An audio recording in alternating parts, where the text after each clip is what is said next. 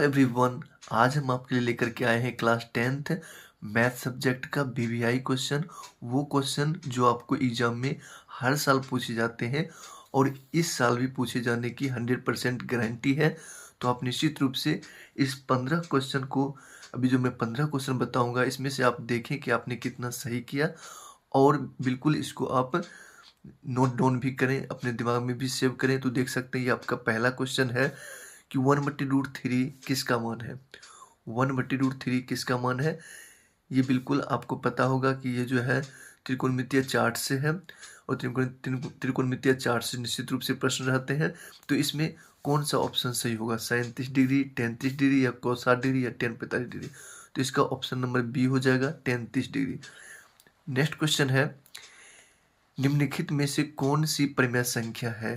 निम्नलिखित में से कौन सी परिमेय संख्या है, √25 या 5, √5 या 1/√2 या √3 या √3 प्लस √3। तो इसमें से ऑप्शन जो है आपका बिल्कुल करेक्ट हो जाएगा ए, क्योंकि √25 का जो है वर्गमूल होता है, बाकी और किसी का जो है वर्गमूल नहीं हो पाता है, सभी रूट में रह जाते हैं। रूट में जो रहते हैं वो परिमेय संख्या कहलाते हैं। तो ये आपके जो है परिमेय संख्या हो जाएंगे। नेक्स्ट क्वेश्चन है आपका, 18 तथा 72 का मोसो है।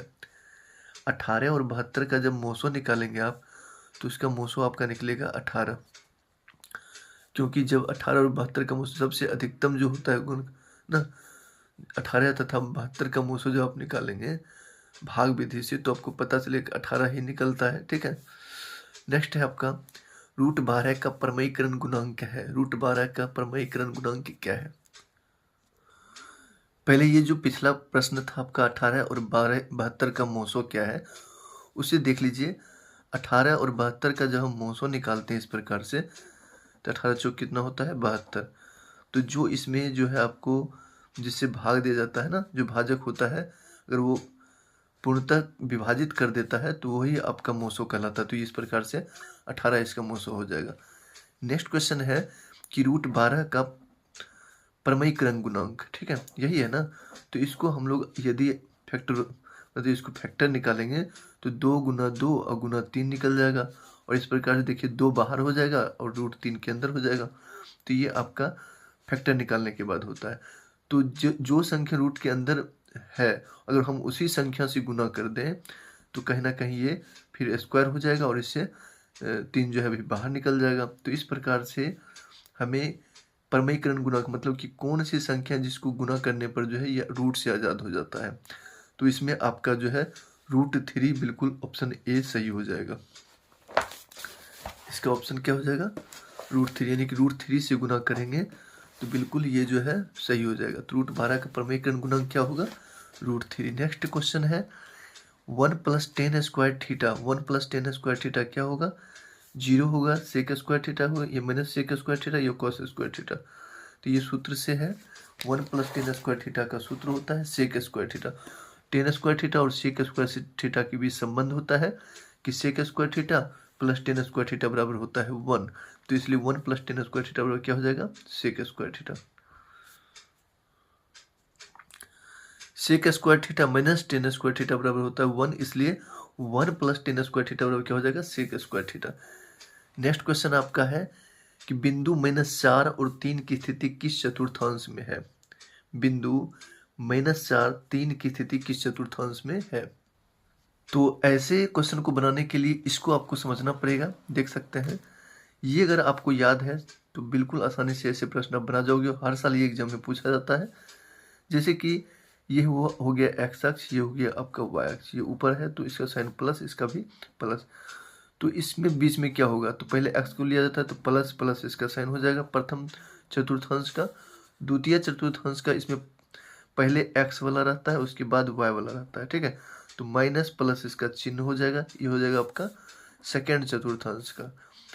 और इस प्रकार से देखा जाए तो इसका क्या होगा, तृतीय चतुर्थांश का क्या होगा, तो तृतीय चतुर्थांश का हो जाएगा आपका माइनस और माइनस।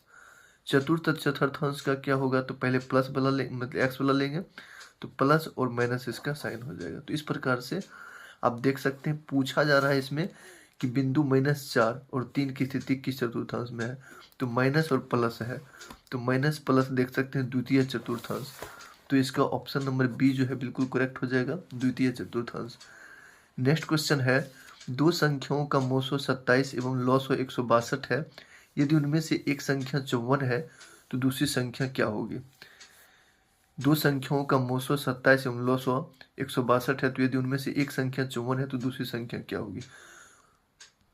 तो आपको एक सूत्र तो पता ही होगी, एक संख्या गुने दूसरी संख्या बराबर होता है मोसो गुने लॉसो, महत्तम समवर्तक गुने लघुत्तम समवर्तक, ये सूत्र होता है। अब इसमें आपको पूछा जा रहा है कि दूसरी संख्या क्या होगी, तो दूसरी संख्या को आप इधर ही रखिए। तो दूसरी संख्या बराबर सूत्र आपकी बनेगी क्या? तो मोसो गुने लॉसो, अब बट्टा में क्या हो जाएगा आपका? एक संख्या। तो इस प्रकार से आपकी दूसरी संख्या का सूत्र हो जाएगी एक संख्या। और अब आप यहां से आसानी से निकाल सकते हो, क्योंकि मोसो दे रखा है 27 और लॉसो दे रखा है 162। तो मोसो के स्थान पर 27 लिख देना है और लॉसो की जगह पर 162 लिख देनी है। और एक संख्या, पहली संख्या दे रखा है 54, तो यहाँ पे 54 रख देना। देखिए अब आसानी से बन जाएगा। 27 दूनी कितना होता है? 54, और 2 से ये कट जाएगा आपका 81 बार में, 81 दूनी 162। तो इस प्रकार से इसमें देखिए 81 किस स्थान पर है, तो ऑप्शन नंबर डी बिल्कुल इसका करेक्ट हो जाएगा। नेक्स्ट क्वेश्चन आपका है कि बहुपद x² - 4x + 1 के मूलों का योग क्या होगा? बहुपद x² - 4x + 1 के मूलों का योग क्या होगा? तो मूल आपको पता है कि अल्फा प्लस बीटा दो मूल होते हैं, अल्फा प्लस बीटा, और इसका सूत्र होता है -b/a, और ये आपका a होता है, ये b होता है, ये c होता है, ठीक है। तो -b यानी कि माइनस, आपको देख सकते हैं -4 है, b के स्थान तो -4 देंगे, बट्टा a के स्थान पर कुछ नहीं है तो 1 हो जाएगा, माइनस माइनस क्या हो जाएगा? प्लस। तो इसका ऑप्शन नंबर देख सकते हैं 4 जो है राइट हो जाएगा, एक नीचे में एक का कोई मतलब नहीं रह जाता है। तो इस प्रकार से ऑप्शन नंबर बी इसका करेक्ट आंसर हो जाएगा 4। बहुपद x² - 4x + 1 के मूलों का योग क्या होगा? तो 4 हो जाएगा। मूलों का योग का सूत्र होता है -b/a, याद रखेंगे। और मूलों की गुणनफल पूछा जाए तो उसका होता है c/a। मूलों की गुणनफल का सूत्र क्या होता है? c/a। जैसे अल्फा गुने बीटा का सूत्र क्या होता है? c/a। बस 2 सूत्र याद रखेंगे तो इससे भी निश्चित रूप से एक प्रश्न रहते ही हैं। नेक्स्ट क्वेश्चन आपका देखते हैं।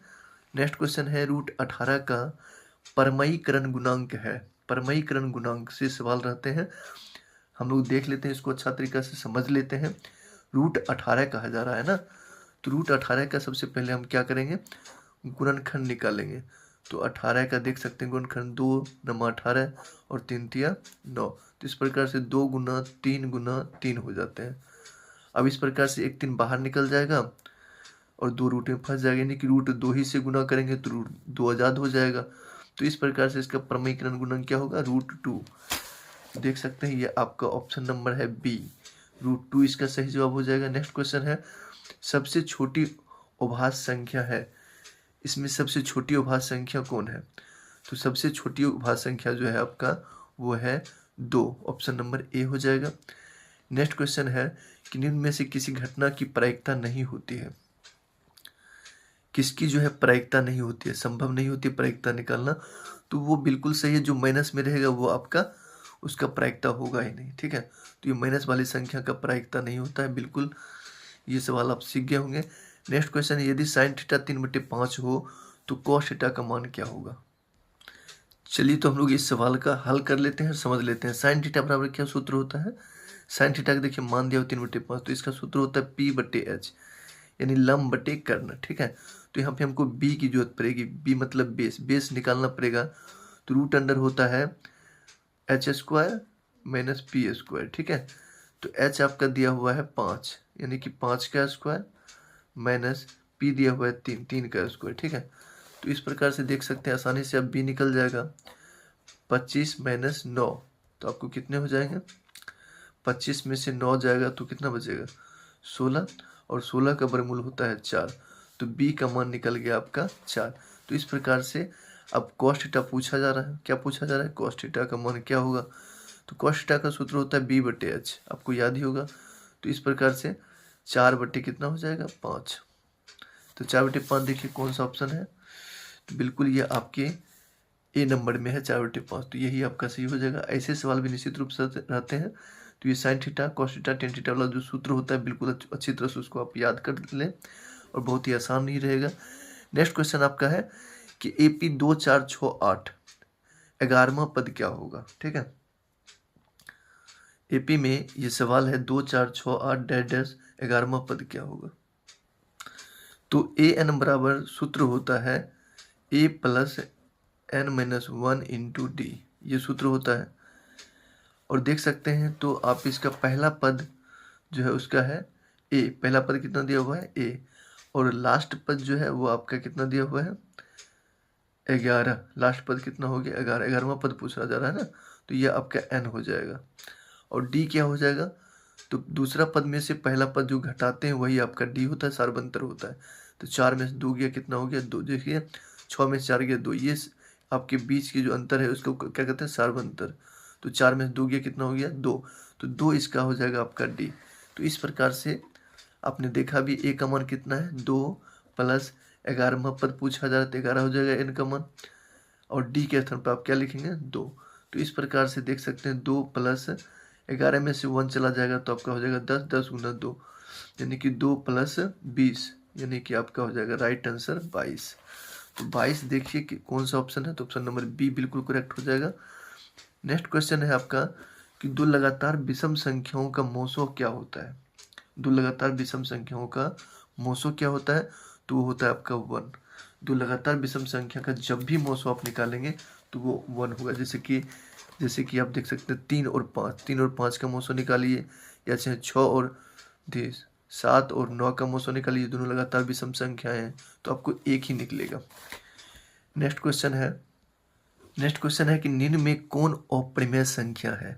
निम्न में कौन अप्रमेय संख्या है, √121 या 196 या 27 या 289, इसमें से कौन अप्रमेय संख्या है।